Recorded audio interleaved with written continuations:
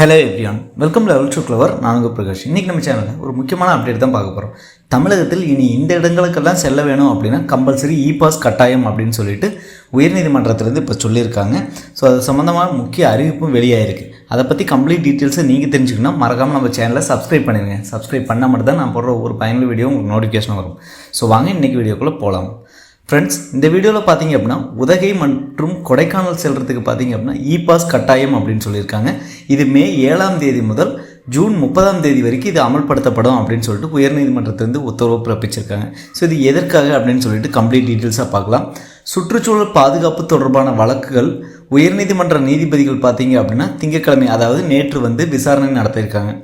அப்போது நீலகிரி மற்றும் திண்டுக்கல் மாவட்ட ஆட்சியர்கள் காணொலி மூலம் ஆஜராகினர். இதையடுத்து உதகை மற்றும் கொடைக்கானலுக்கு எத்தனை வாகனங்கள் செல்லலாம் என்பது குறித்த சென்னை ஐஐடி மற்றும் பெங்களூரு IIM கல்வி நிறுவனங்கள் ஆய்வு செய்ய உள்ளதாக அரசு தரப்பில் தெரிவிக்கப்பட்டது.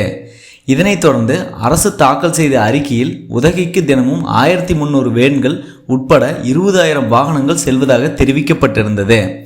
அப்போது குறுக்கிட்ட நீதிபதிகள், இவ்வளவு எண்ணிக்கையில் வாகனங்கள் சென்றால் நிலைமை மோசமாகும், உள்ளூர் மக்கள் நடமாட இயலாது, அங்கு சுற்றுச்சூழல் மற்றும் வனவிலங்குகளும் பெரிதும் பாதிக்கப்படும். IIT மற்றும் IIM ஆய்வு செய்து அறிக்கை அளிக்கும் வரை இடைக்கால நடவடிக்கை எடுக்கப்பட வேண்டும் என தெரிவித்துள்ளனர். ஸோ இதில் பார்த்தீங்க அப்படின்னா IIT மற்றும் IIMங்கள்லாம் பார்த்தீங்கன்னா இப்போ அந்த 2 கல்வி நிறுவனங்களும் ஸோ இப்போ உதகை மற்றும் கொடைக்கானலுக்கு எத்தனை வாகனங்கள்லாம் ஒவ்வொரு நாளைக்கு செல்லுது அப்படின்னு சொல்லிட்டு ஆய்வு மேற்கொண்டுட்டு இருக்காங்க. ஸோ நார்மலாக பார்த்தீங்க அப்படின்னா இப்போ 1300 வேன்கள் உட்பட ஒரு 20,000 வாகனங்களுக்கு மேலே போயிட்டு வந்துட்டு இருக்குது அப்படின்னு சொல்கிறாங்க.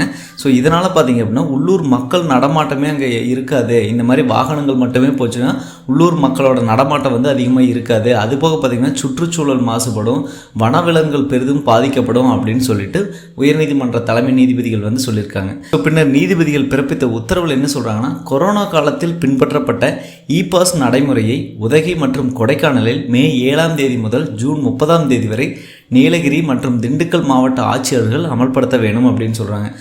ஸோ கொரோனா காலகட்டத்தில் ஒரு இடத்துக்கு செல்லணும் அப்படின்னா கம்பல்சரி இ பாஸ் கட்டாயம் அப்படின்னு சொல்லியிருந்தாங்க. அதே மாதிரி தான் இனிமேல் நீங்கள் உதகை மற்றும் கொடைக்கானலுக்கு செல்கிறீங்க அப்படிங்கிற பட்சத்தில், ஒரு சுற்றுலா போகிறீங்க அப்படிங்கிற பட்சத்தில் கம்பல்சரி இ பாஸ் எடுத்துகிட்டு தான் போகணும் அப்படின்னு சொல்லிட்டு இதில் சொல்லியிருக்காங்க. அதுவும் பார்த்திங்கன்னா மே 7ஆம் தேதியிலிருந்து ஜூன் 30ஆம் தேதி வரைக்கும் இது அமலில் இருக்கும் அப்படின்னு சொல்கிறாங்க.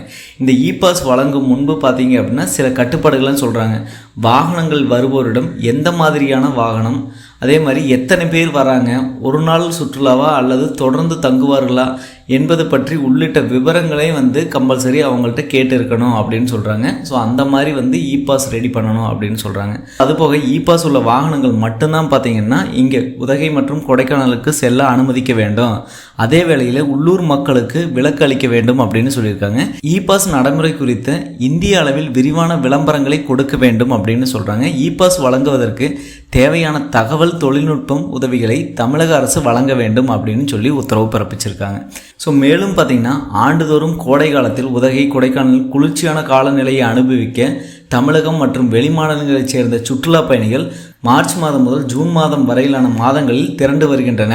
ஸோ இப்போ பார்த்தீங்க அப்படின்னா மார்ச்லேருந்து ஜூன் வரைக்கும் இந்த உதகை கொடைக்கானலுக்கு அவங்க அதிக வெப்பத்தின் காரணமாக இந்த மாதிரி பிளேஸுக்கெல்லாம் அவங்க சுற்றுலா வந்துட்டுருக்காங்க. ஸோ இதனால் அதிக வாகனங்கள் ஈடுபாடு அதிகமாக இருக்குது. இதனால் மக்களோட நடமாட்டம் கம்மியாக இருக்குது. விலங்குகளுக்கும் பார்த்தீங்க அப்படின்னா ரொம்ப பெரிய அச்சுறுத்தலாகவே இருக்குது. சுற்றுச்சூழலும் பாதிக்கப்படுது. இப்போது ஒரு நாளைக்கு 20,000 வாகனங்கள் போயிட்டுருக்கு அப்படிங்கிற பட்சத்தில் ஸோ இவங்க ஆய்வுகள்லாம் மேற்கொண்டு ஒரு 10,000 அல்லது 12,000 இதுக்குள்ளே மட்டும்தான் வாகனங்கள் இனி போயிட்டு வரணும் அப்படின்னு சொல்லிட்டு அதை கொண்டு வந்திருக்காங்க. இதுக்கான இ பாஸ் நடைமுறைகள் அப்படிங்கிறது மே 7ஆம் தேதியிலிருந்து கொண்டு வந்திருக்காங்க. நீங்கள் மே 7ஆம் தேதியிலிருந்து உதகை கொடைக்கானல் போகிறீங்க அப்படின்னா கம்பல்சரி உங்களுக்கு இ பாஸ் வேணும்.